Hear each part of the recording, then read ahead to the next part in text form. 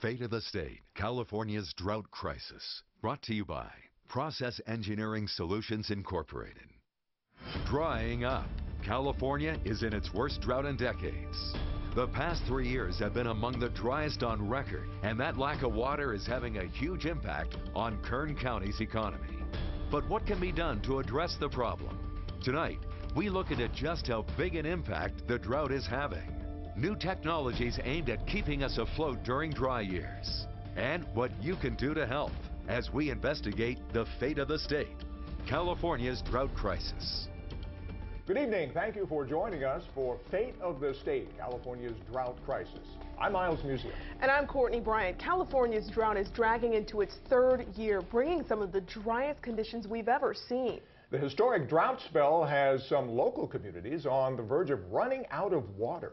Farmers are being forced to let some of their crops die. And Kern County's economy is at risk of taking a severe blow. So just how low are our water supplies? Reporter Jonathan Gonzalez traveled the state for a first-hand look. A disaster. You often hear about it. This ain't right. But just as often, you don't see it. Oh man, it's just real low. It's too low. It's a community in need of water. We ran out of water last summer. It's politicians proposing plans. Whiskey's for drinking, water's for fighting. It's farmers hoping for the best. I stand to lose a couple $100,000 worth of investment if my trees die. It's water witchers searching for what's left. My rods are made out of brass. An economy gripping dry spell. Well, we picked the wrong year to start a rafting company, I guess. This is the drought. When you see how much it has fallen, it's pretty incredible. Sergeant Nomi Eads. Highest tree is up there.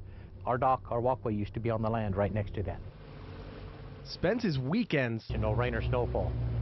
We have no control over that. Nobody does. Here. So we're sitting in right now about patrolling Isabella Lake. 36 foot of water? I was surprised by anything. It was that deep right here. 36 foot of water, and you've got 10 to 12 foot of tree above there. Firsthand, this is much of the lake that it can be used right now. He's seen this man-made reservoir. We were right about here. Dwindle. Is it weird to see it so low? I wouldn't say weird. It's not normal. I like seeing more water. If you have more water, there's more places to go. There's more people. We fished off those rocks, like the water ran up to those rocks. People like Marcos Nuno, who's been coming to Isabella for years. Dry and ugly. It's almost unrecognizable. On a good year, you said you fished off those rocks before. Normally, where would you be? Would you be underwater at this point? Yeah, you'd be underwater here, right here. Easily? Easily. Wow. Things aren't any better 2 hours north. Good year? Are we seeing them? You probably wouldn't see those till probably about July. Nick Zaninovich began working at the Friant Dam outside of Fresno a few years ago. I came on just before water started coming over the top. But a few years of drought have made those water levels fade into a memory. On a normal year, or average year rather, where is the water as opposed to where it is right now? Normally, the water would probably be about 4 feet below where we're standing right now from the top of this ledge. Back here, the killer Kern. On an average year, it runs about, it peaks about 4 times this level. Looks more like a gentle stream. In 35 some odd years of commercial boating up here, we've never had drought-like conditions coupled with the lake level being so low. Measuring sticks. A reminder of where the water used to be. So the water will be up on those rocks right there. It'll be up probably, up like this high. This is the drought. And there ain't nothing out here today. If it keeps getting lower and lower, then I guess, gotta find another place to go. One single problem. Is this the Isabella Lake you grew up with? No. No. Hurting our beloved California in too many ways. Now, as we just showed you, reservoirs all across California are really hurting for water, including some of the state's biggest lakes. We want to show you some of the levels they're at as of May 14th. Take a look at New Melones Dam up in Tuolumne and Calaveras counties. Normally, it's the fourth biggest reservoir in the state. It now sits at a mere 35% of capacity. Now, higher north, Trinity Lake, it's the state's third largest reservoir. It sits at a capacity of only 51%. And it's a similar story down here at Lake Oroville in Butte County. It's the state's second largest reservoir, only has 52% of capacity. And Lake Shasta, the state's largest reservoir, very popular vacation spot for many Californians, 51% of capacity right now, really showing us all how bad this drought has really hit the state. Courtney? Our dire water situation may be most prevalent in California's snowpack survey. The snowpack supplies a significant portion of the water we use each year, as well as helping fill reservoirs for future years. But on the last survey done at the beginning of May, water officials found just 18% of the normal amount of snowpack. And that low snowpack means a lot of farms and cities won't be getting the water they need. In April, state water officials announced water districts would get just 5% of the water they requested. But even that was an improvement. Until that announcement was made, districts were going to get no water this year. One question on a lot of minds, just how unusual is this drought? This extended drought affecting our state has been ongoing now for 3 years. But a close inspection of rainfall records dating back to 1889 revealed some regularity to droughts, their length and predictability. And the seasons, they go round and round. We're captive on the carousel of time. We're all on a carousel of time, and nature operates on a system of cycles, some big, some small, some easy to spot, and others hard to discover. Rainfall patterns in California are not so simple that the ebbs and flows of a pendulum can precisely describe them, but these swings should not be discarded either. El Nino is coming later in 2014. Scientists are openly wondering if this will be a super El Nino, like in 1997 and 98. That year, Bakersfield saw its wettest water year on record, 14.73 inches. Since 1889, Bakersfield has endured 7 extended droughts, averaging 3.4 years in length. With every instance, except for one in the 1920s, the following year has provided well above average precipitation. Considering this is the 3rd year of the 7th extended drought on record, and an El Nino is brewing with a 70% probability, I have strong confidence that this autumn and winter will be a wet one for California. The effects of the drought are being felt especially in a mountain community near Fraser Park. The water district in Lake of the Woods serves about 400 connections. But right now, just 3 of their 5 wells are working, and water officials say several recent dry years have taken a toll on their wells. In fact, last summer, they had to have water shipped in just to get by. And with another dry year, this summer could be even worse. Officials say they've gotten a grant and have identified 2 sites to drill, but they're still waiting to sink those wells. The city of Wasco is feeling the effects of the drought, being forced to put mandatory water restrictions in place. Since the beginning of March, residents have been required to cut back on water usage. Watering lawns and washing cars is only allowed on certain days. Ornamental fountains aren't allowed, and neither is hosing down sidewalks or driveways. City officials say they aren't running out of water, but they want to do their part to conserve it. If the drought continues long enough, the city says it could declare even more cutbacks. The lack of water is also driving up food prices. Experts say prices on avocados and lettuce are expected to go up at least 25% in the next few months. And other crops like grapes and melons are also going to go up. Other staples seeing a big price increase: beef and milk. Beef prices have hit their highest level in 2 decades. The price of a gallon of 2% milk has gone up 54 cents over the past year. So far, the bulk of those costs haven't been passed on to consumers, but experts say that could change this summer. We've shown you the problem, but what are the solutions to the drought crisis? Coming up, we'll take an inside look at new technologies being used in the oil fields to help alleviate the drought. plus how they're using their operations to help Kern County's farms. And agriculture looking into new technology of their own. The measures they're taking to step up production while cutting back on water use. And throughout our show, we'll be bringing you tips on how you can help conserve water, the small changes that can go a long way towards helping to cut back. Fate of the State. We'll be right back.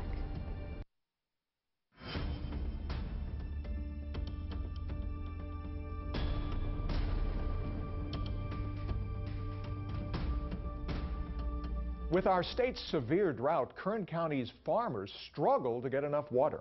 Eyewitness News looks at drought impacts on another important part of our economy, the oil industry. Reporter Carol Ferguson investigates. When oil gets pumped out, water comes up with it. In Chevron's big Kern River field, a lot of water. With our oil production, for about every 10 barrels of fluid that's produced, approximately 9 of those barrels are water. That water now helps crops in the Coelho district. In a year like this, with the drought conditions, it's an extremely valuable supply to us. The water ends up in this big reservoir.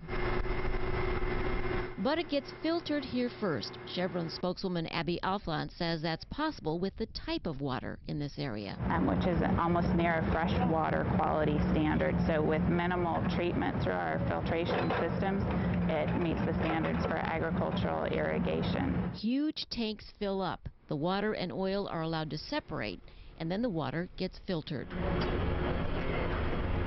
Oil fields do use some water themselves. At Kern River, Chevron uses some to make steam for cogeneration of power, and steam is pumped underground to help get the heavy oil out.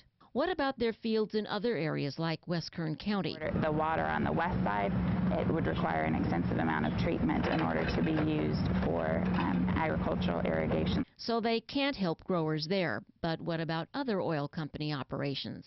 Occidental says they did send 5,300 acre-feet of water to farms last year, and last year installed a system that recycles mineral-rich water from the Elk Hills power plant for use in their oil field instead of using fresh water there. But West Side fields must buy water, experts tell me, for things like steam injection. Alfant says water purchases are staying the same this drought year. Meanwhile, with the Kern River field's excess, they're sending as much water as possible to the farmers.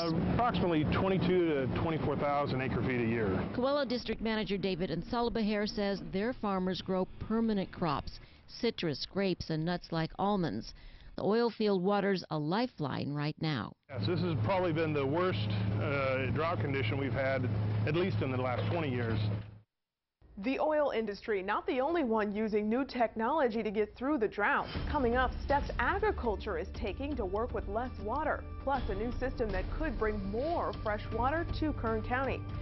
And as water supplies run low, more people are looking to the ocean for help. Are desalination plants an answer to future droughts? The answer when Fate of the State returns.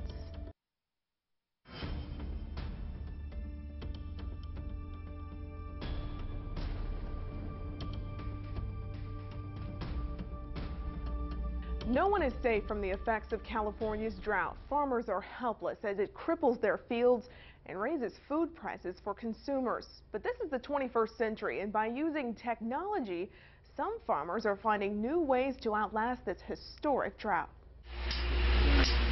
It's a family farm, 36 acres. But a few thousand almond trees need plenty of water. Check the lines all the time. Water Tom Franz doesn't have much of these days.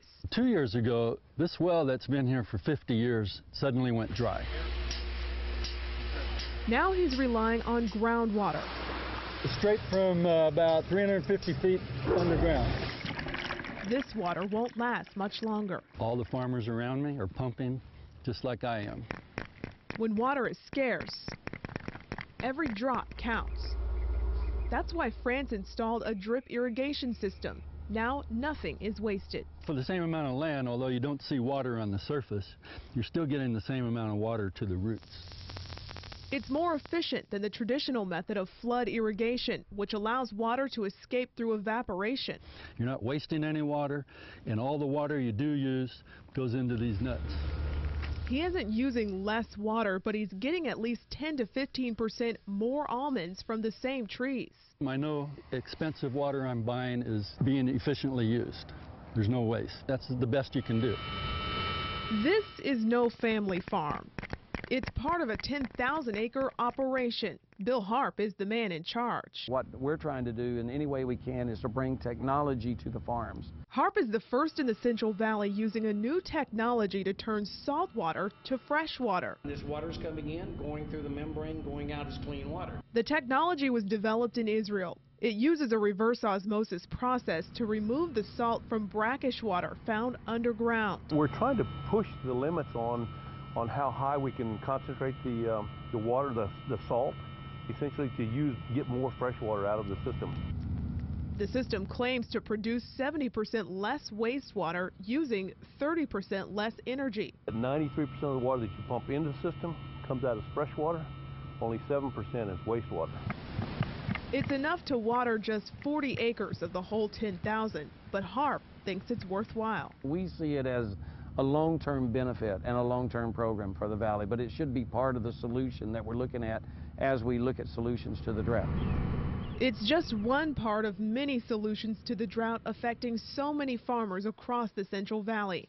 And while it won't end the drought, it certainly could make an impact. There could be greater potential for some of this technology. Bill Harp sees the desalination technology used as a way to offset city water supplies and make more water available to smaller farmers and even residents.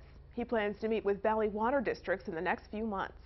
The idea of making fresh water from salt water is nothing new. In fact, plants along California's coast have been doing it for decades. So why can't the state solve the drought by pulling more water from the ocean? Reporter Anthony Bailey uncovers the answer. The Pacific Ocean, a massive body of water. Now, with such a vast resource sitting just a few hours away, we wondered why a process hadn't been invented to purify it for drinking water. Well, it turns out it has, through a process called desalination. Here's how the process works. The seawater is taken in through an intake pipe installed on the bed of the ocean. Using gravity and a series of pumps, the water is moved into the desalination plant, where it's ran through a series of filters and membranes, then through reverse osmosis processes removing the salt from the water. Clean water is then treated and can be sent to water districts for use as drinking water. Eyewitness News discovered that the technology has actually been around for decades. We found this plant in Santa Barbara, which was constructed in the 90s. The plant only operated for a few months, but recent drought issues have reignited interest from the community. And down in Carlsbad, California, the city has spent over a decade planning for a new seawater desalination plant. The $1 billion facility is going to be the largest in the Western Hemisphere and is expected to produce some 50 million gallons of fresh drinking water a day to communities in San Diego County. So the apparent technology is available, but how viable is it for use here on the valley floor? Moving treated ocean water from the Pacific into the San Joaquin Valley really hasn't been explored. James Beck is the head of the Kern Water Agency. He explains why it's been such a tough sell in the valley. There has to be enough water present to make it economically viable. The massive power required for a current facility is another issue. Treatment technology is very energy intensive, so you've also got to be located next to a viable source of energy. And beyond those environmental hurdles, Beck says that plants under construction already have set capacities. So in order for us to tap into those, theoretically, they'd actually have to expand.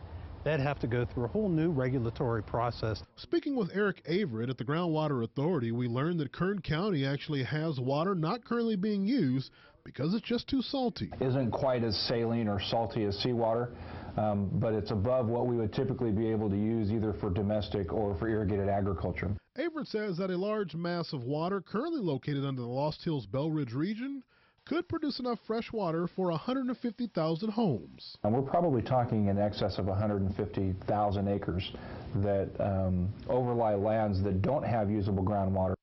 Until we can get more usable water from the ocean, we'll have to use what we already have. That knowledge has a lot of farmers working to find more sources of water here at home. Coming up, we'll look into a well drilling boom and why it's taking some more than a year just to get more water. Plus, county officials doing their part to help, the steps they're hoping to take to save more water.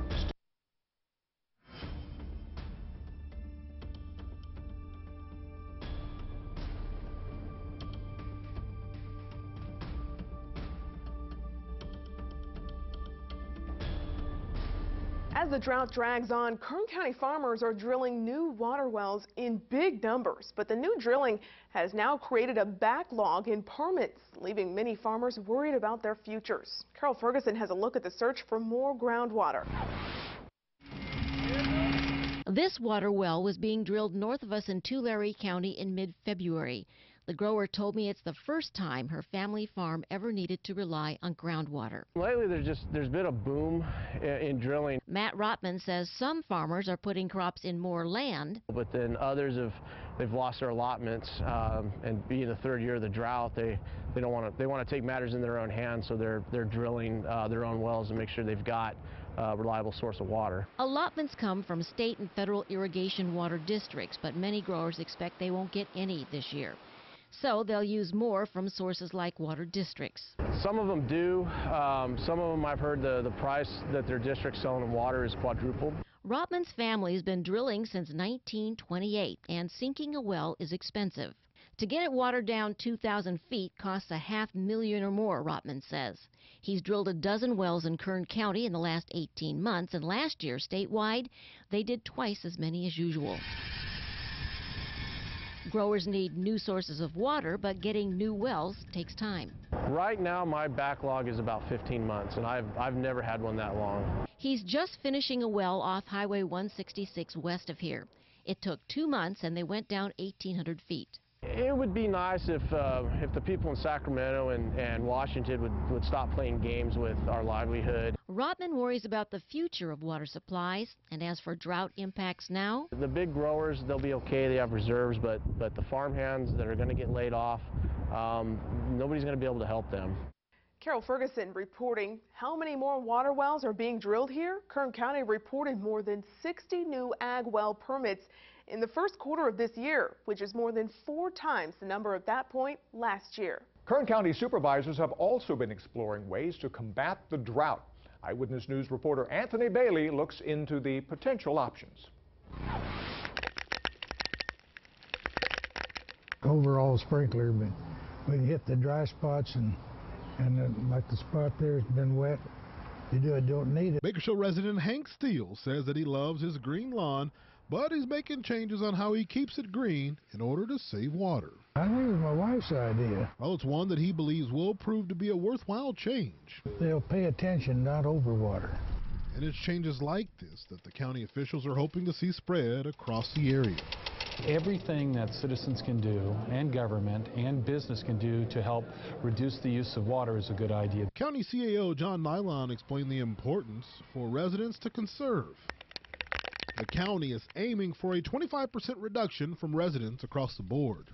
They even provide a list of ideas on how to accomplish it. For example, adjust automatic sprinkler system times, water at night, take shorter showers, use the dishwasher only on full loads, and sweep sidewalks to clean them instead of spraying them with water. The board is going to... Nylon explained the importance of the county continuing their support for a drought declaration. And that, of course, allows for those people who have been harmed to maybe qualify for any state or federal dollars in the future. And the board will also consider ways that government can conserve. We're going right now building by building, evaluating what are the possibilities for landscape, which currently happens to be one of the biggest users of water in county government. We're doing a lot of introduction of things like xeriscape that allows us to have the minimum watering needs. We're also doing some thought about not even watering at all. Anthony Bailey reporting. An age-old solution for an ongoing problem. Coming up, water witching, fantasy or reality? Hear from the people who claim it works and why they say they have undeniable proof.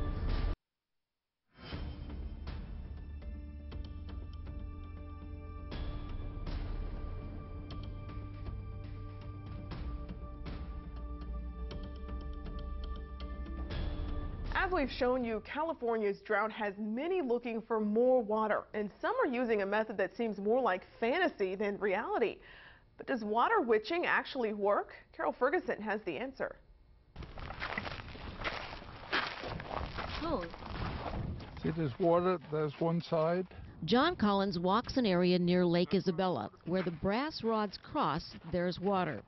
Where they uncross, that's the other side of an underground stream. Water normally runs up here north to south, and so I walk east and west. He just witched this area and the stake marks where they'll drill. You probably could have sunk a hole and probably hit water, but with a water witcher, it's almost guaranteed. David Bulgarelli will build his home here, and he hired Gordon Davidson to drill the well. We always usually find shallower water and more water. He's convinced water witching's worth it. I just wet my hands so I can hold on to the rods better. He's witched 400 to 600 wells, he figures. Now squeeze them. And asked me to try. Hey, are we going to hit another one? Yeah, right here. The rods crossed in the same place, they say, showing that underground stream. The only thing you find water in is fissures and cracks in the water, in the granite. That's in places like these mountains. It's different in Kearns Valley areas. All the water flows in, and so you got a big underground lake. Local farmers tell me they use high-tech methods to find groundwater. Comparing that to witchers? In our experience, they do just about as good a job. My rods are made out of brass. So how do those metal rods work? It must be electricity in your body. I'm not quite sure that really what does it. Skeptics say water's everywhere if you go deep enough. And here there are some wells already for some nearby homes. But Collins and Davidson are sure water witching makes a difference. The only well that I ever had that was dry is the well that was unwitched out in Twin Oaks. Well, to be truthful with you, I don't know that I've missed. Carol Ferguson reporting. We checked back after the new well was drilled, and sure enough, they found water about 300 feet underground, right where the water witcher said it would be. We've shown you the drought's devastating effects and how new technology is helping alleviate that. But some help from Mother Nature may also be on the way. This fall, an El Nino is expected to develop. That means the Pacific Ocean will be warmer than usual, which typically brings above-average rainfall to California. However, there is no guarantee the El Nino will happen or that will actually bring us a lot of rain. And even if it does, the search continues for a long-term solution for California's dry years. California's drought affects all of us, and it will take everyone working together to get through it. We've shown you steps being taken to help alleviate the crisis, but more can still be done.